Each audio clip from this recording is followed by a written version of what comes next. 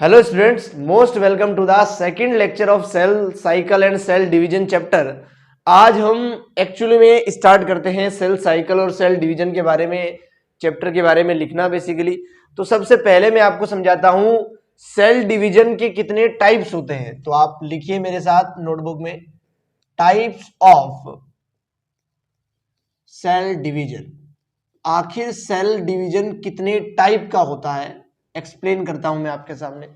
Basically दो type का cell division understood किया गया है बायोलॉजी के अंदर। सबसे पहला होता है डायरेक्ट सेल डिवीजन। क्या होता है? Direct cell division.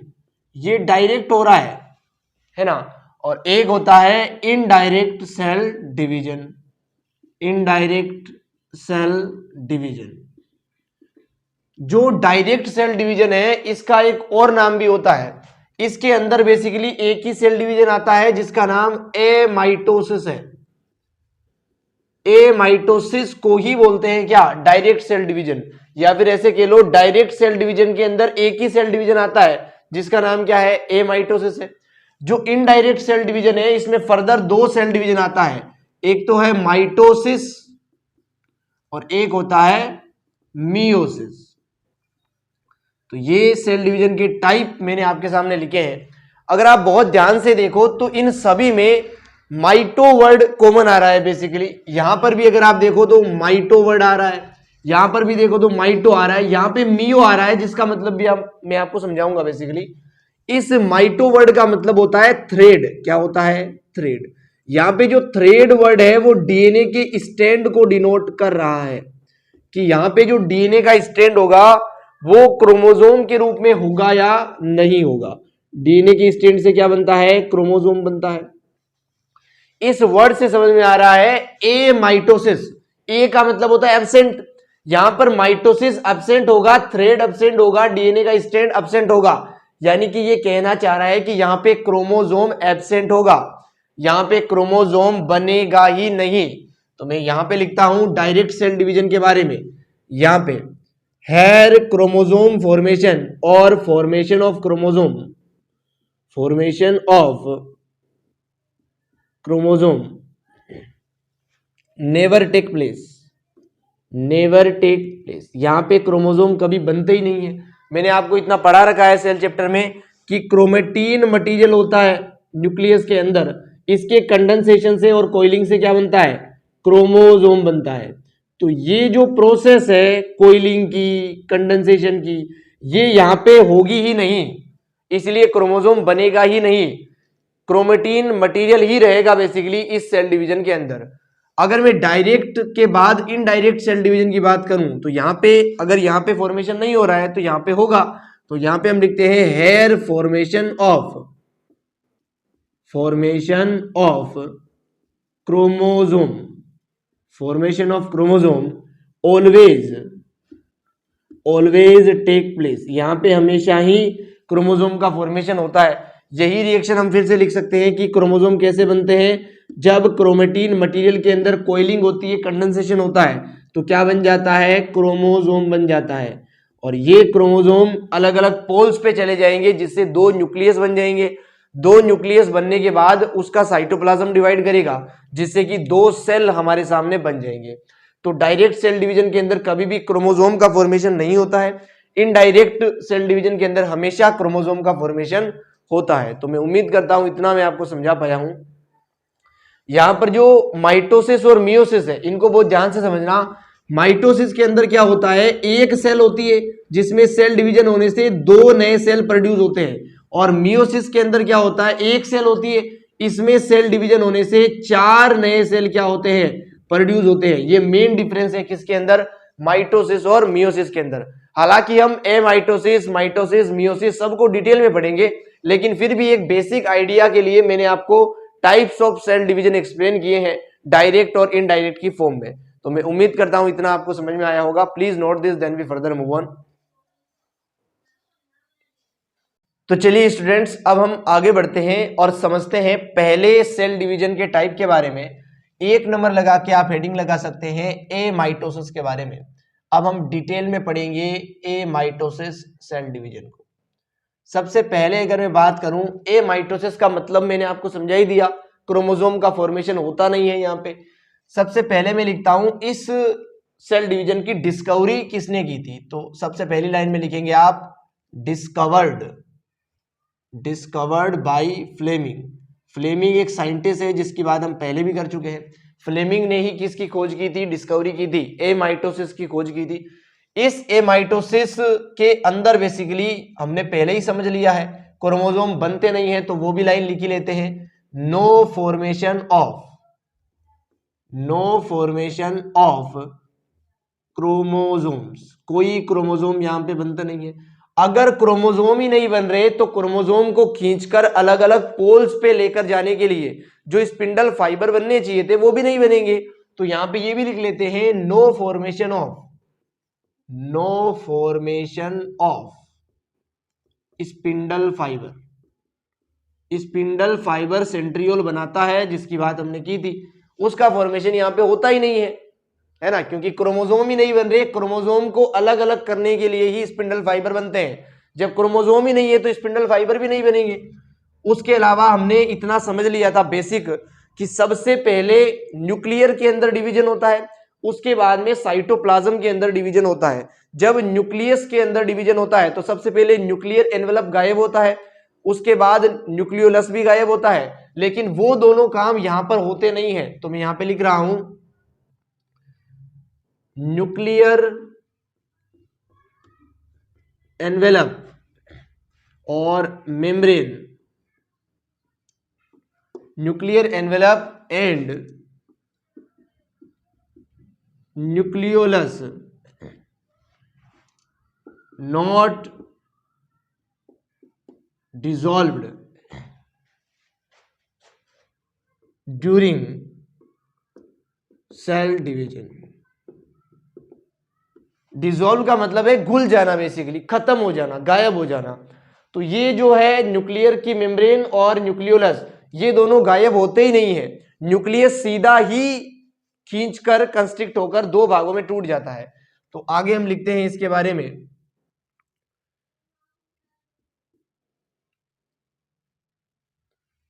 सबसे पहले न्यूक्लियर का डिवीजन होगा, उसके बाद साइटोप्लाज्म का डिवीजन होगा।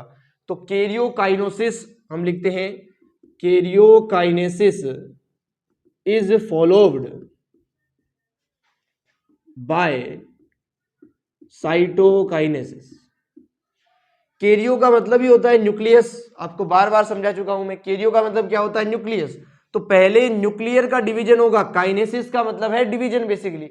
वैसे तो काइनेसिस का मतलब होता है काइनेटिक एनर्जी, और काइनेटिक एनर्जी का मतलब होता है मोशन। जब ये न्यूक्लियस में मोशन होगा तभी न्यूक्लियर या फिर न्यूक्लियस दो भागों में टूटेगा, यानी कि जब कैरियोकाइनेसिस होगा तब न्यूक्लियर दो भागों में टूटेगा, या फिर न्यूक्लियस के दो भागों में टूटने की प्रोसेस का ही नाम क्या है, कैरियोकाइनेसिस है। और साइटोप्लाज्म की दो भागों में टूटने की प्रोसेस का नाम क्या है, साइटोकाइनेसिस। तो पहले क्या होगा, कैरियोकाइनेसिस, उसके बाद क्या होगा, साइटोकाइनेसिस होगा। इस सेल डिवीजन के अंदर ही नहीं बल्कि सारे सेल डिवीजन के अंदर ऐसा ही होता है, पहले कैरियोकाइनेसिस होता है, उसके बाद क्या होता है, साइटोकाइनेसिस होता है। तो हमने ए माइटोसिस के बारे में इतना लिखा है। अब हम बात करते हैं आखिर ये ए माइटोसिस होता ही क्यों है ना। अगर ये ए माइटोसिस इतना लेस एडवांस है, इसके अंदर ना तो क्रोमोसोम बनते हैं ना ही स्पिंडल फाइबर बनते हैं, तो आखिर ये होता ही क्यों है, इसके क्या एडवांटेज है, मैं आपके सामने लिखता हूं।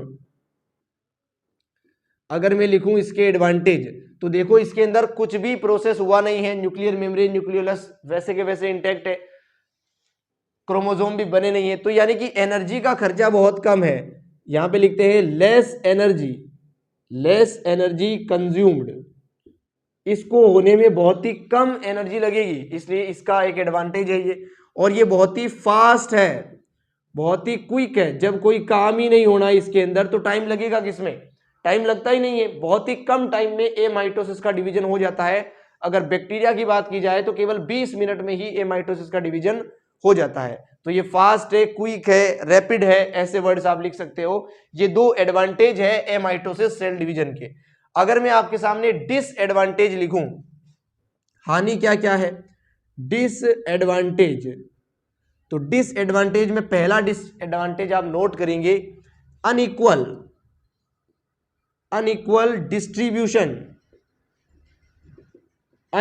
Distribution of chromatin. यहां पे क्रोमेटिन से क्रोमोसोम तो बनता ही नहीं है, तो डिस्ट्रीब्यूशन किसका होगा? नए जो सेल्स बन रहे हैं उसके अंदर डिस्ट्रीब्यूशन किसका होगा? क्रोमेटिन का।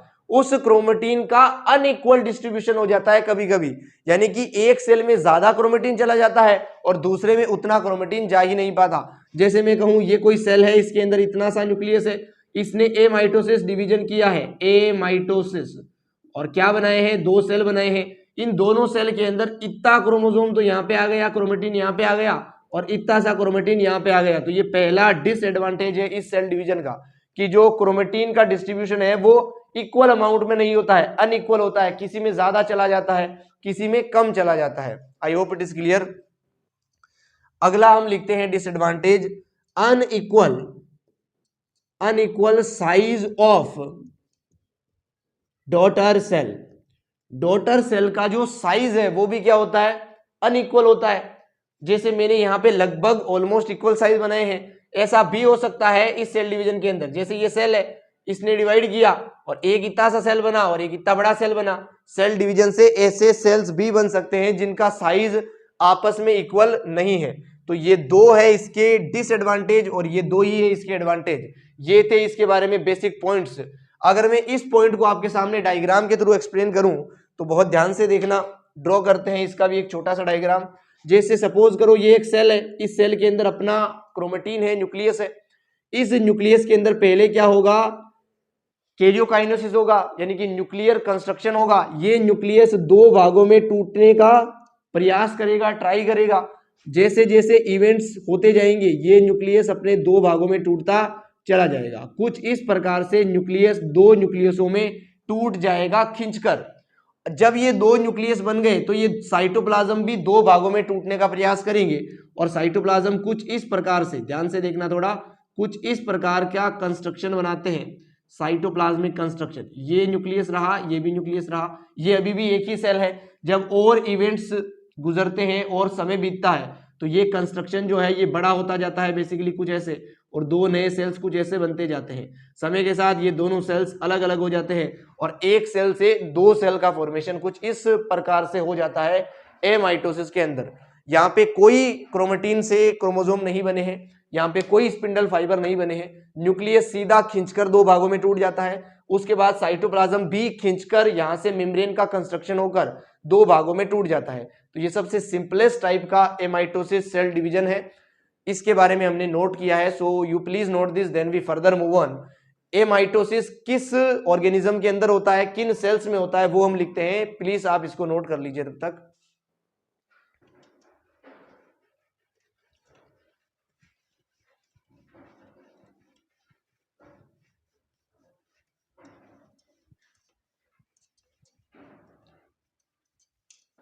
चलिए स्टूडेंट्स, अब हम बात करते हैं इस एमाइटोसिस सेल डिवीजन के एग्जांपल्स के बारे में। ये कहाँ पे होता है बेसिकली। सबसे पहला एग्जांपल मैं लिखूंगा आपके सामने सबसे सिंपलेस्ट सेल का, जो कि है प्रोकैरियोटिक सेल।